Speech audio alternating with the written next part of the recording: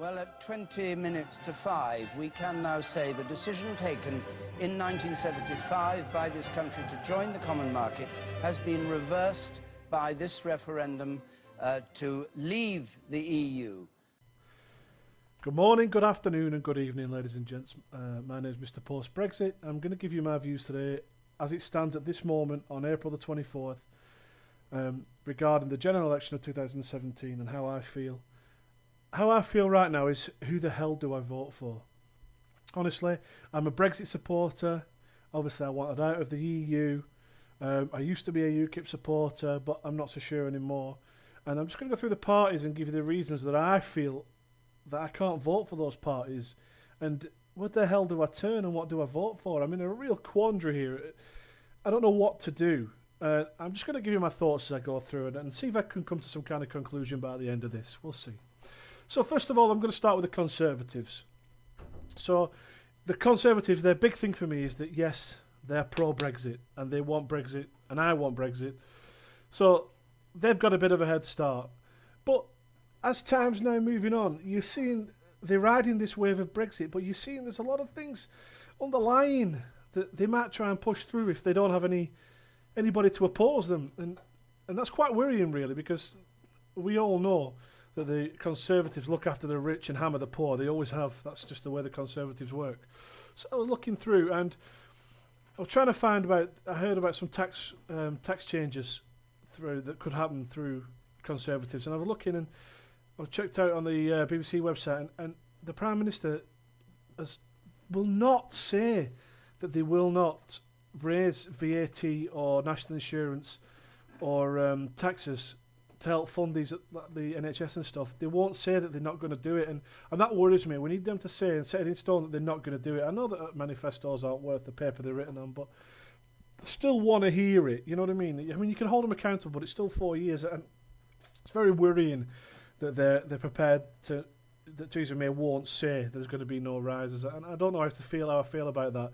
As a family that's in the middle, you know, we're not poor, but we're not well off, and we're sort of middle ground, and it's worrying. Tax raises could definitely hit our family quite hard, and that's a worrying thing. And then you've got to think about, from the Mirror, all the way that the Tory cuts have hammered the disabled and the poor and the services, and you can't deny that they've absolutely hammered the disabled and the poor and throughout the years, and they really have. They've smashed them into oblivion, and it's been real cruel, some of the things that have happened, and the way that the mental health and things like that, it's really poor, and I don't like the Conservatives for that, and I've never liked the Conservatives for that.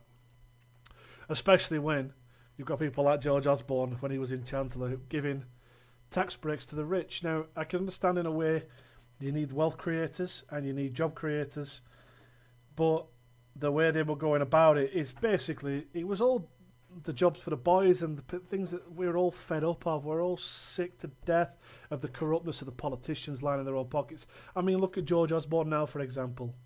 And we find out that him and Cameron were involved in the Uber scandal, the scandal that basically allowed Uber to get in through the back door. And now Osborne is working for the paper that is owned by one of the guys who's got a big share in it from Uber. So, you know, it's all jobs for the boys, and it's not right. And this is the kind of corruption that people are fed up to the teeth of. This is why UKIP were getting extra votes and stuff, because people are just sick of this crap.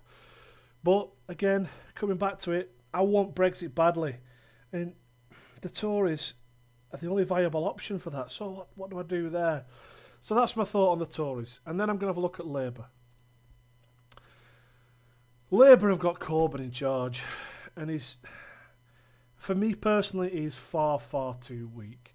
Yeah, but as you can see, this headline I thought summed it up really well. He's too weak to lead, but he's too strong from inside the party to get out, because he's got a lot of people who've joined up to support him. And unfortunately, if you look at the demographics of the people who joined up to support him, it's all the elites from London, the socialists and the champagne socialists, all the rich and the wealthy who backing him, you know, and that tells you a lot. I think that tells you an awful lot about Corbyn, and he's just not a leader for me, as far as I can see. You know, he's not out there throwing his opinion around, making himself known, making himself a presence. He's just steptoe. You know, Steptoe. That's all I can say. Steptoe is just, it does remind me of Steptoe.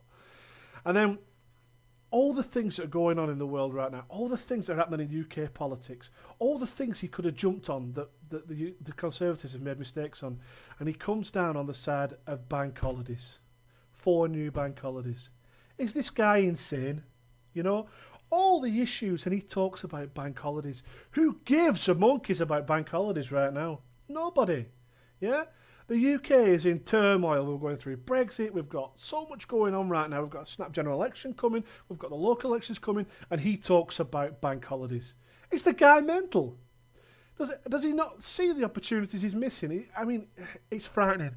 How can he lead the country when his priorities, his mind is, it's like it won't envelope everything that's going on, or he's refusing to. I just don't know. But as a working man, I'm looking thinking that this guy has no idea. He has absolutely no idea.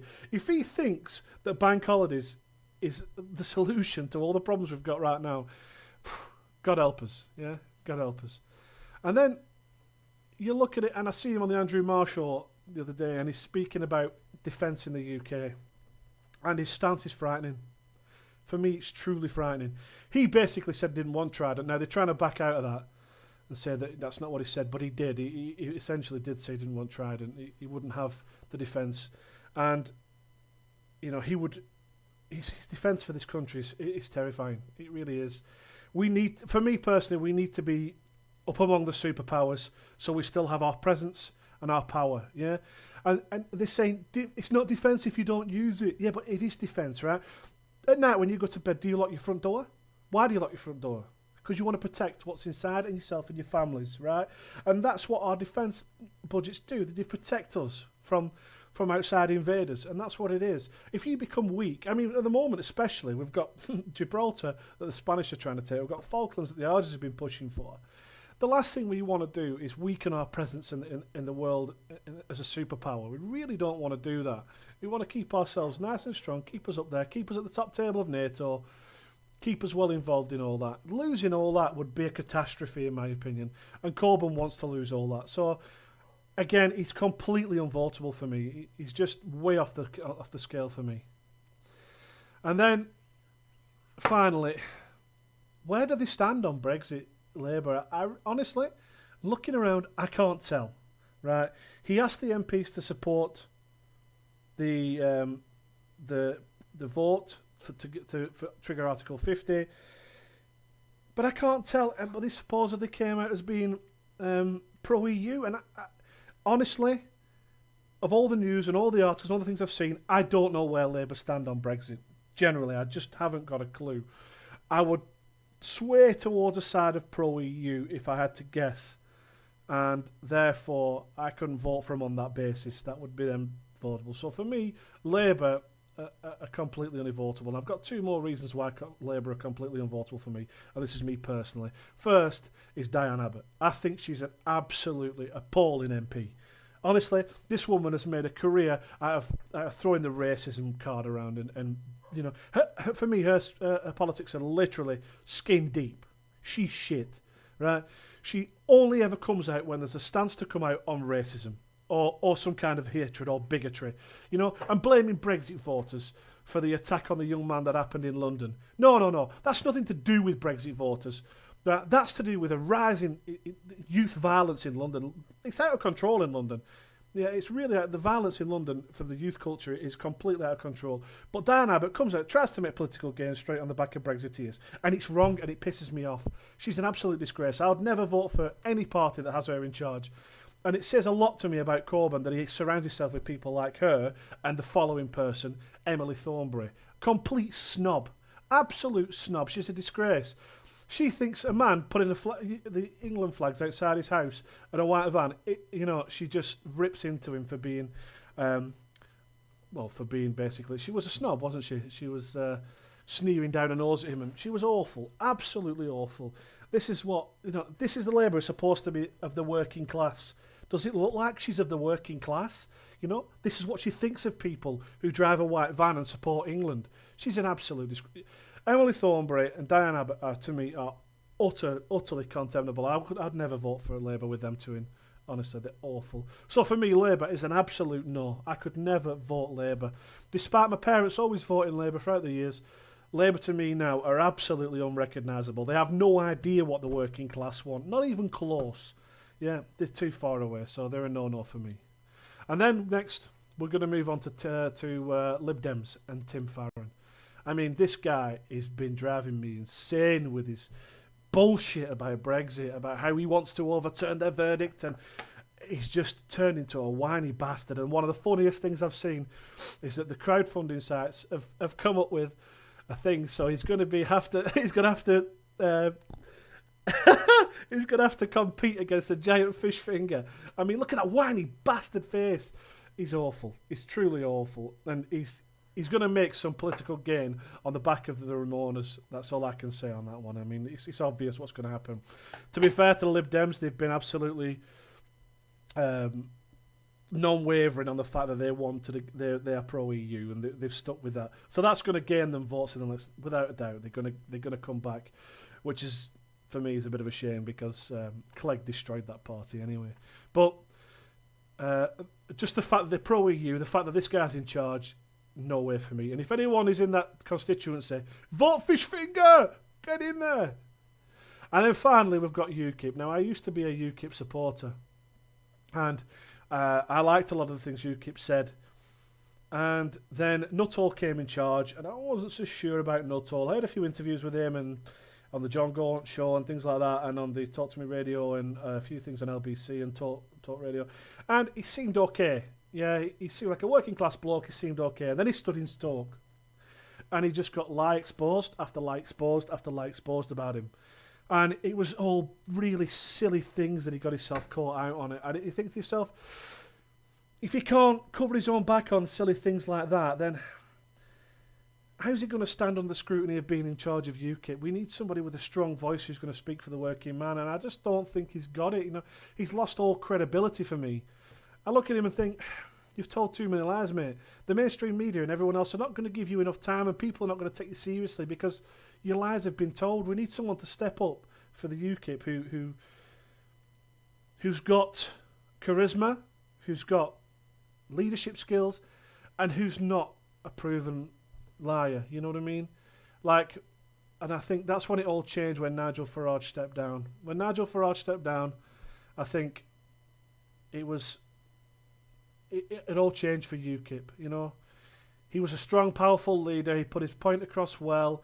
I know they called him a racist, but they call everybody a racist who doesn't agree with the narrative of the left. And he was a good leader, and I like Nigel Farage. And I'm glad he's still in the MEP, still an MEP, and he's still out there giving hell to the EU, you know. I like that. So UKIP have become untenable for me at the moment. So I don't know where to turn now, honestly, as a working man. I'd love to see a party come to fruition that represented the working people. There's a market there, isn't there, for a party that's just honest, that looks at our problems and views and helps deal with them. Yeah? Who sees the issues on the ground at the bottom and still has a touch with the working man. Who knows that there's overwhelming pressure on our infrastructure at the moment as a whole, as schooling, NHS, everything, and looks at a way to find a way around that, and not just spends all their time trying to line their own pockets or hit the people who are most vulnerable, or I don't know. As a working man of this moment in time, I'm telling you now, I don't know who to vote for. Yeah, my swaying is I'm going to have to go towards Conservatives, despite how much I hate it, because they're the only party that are going to guarantee me the Brexit that I want, and I don't want to have to vote on that premise, but I don't see any other choice. It's a real tough proposition for people, I think, in this 2017 general election. And who we vote for, God knows. I wish everybody the best of luck out there. And I hope you can find some good reasons to vote for people rather than reasons not to vote for people like I have. Okay, this is Mr. Post Brexit signing out. All the best, everyone. See you later.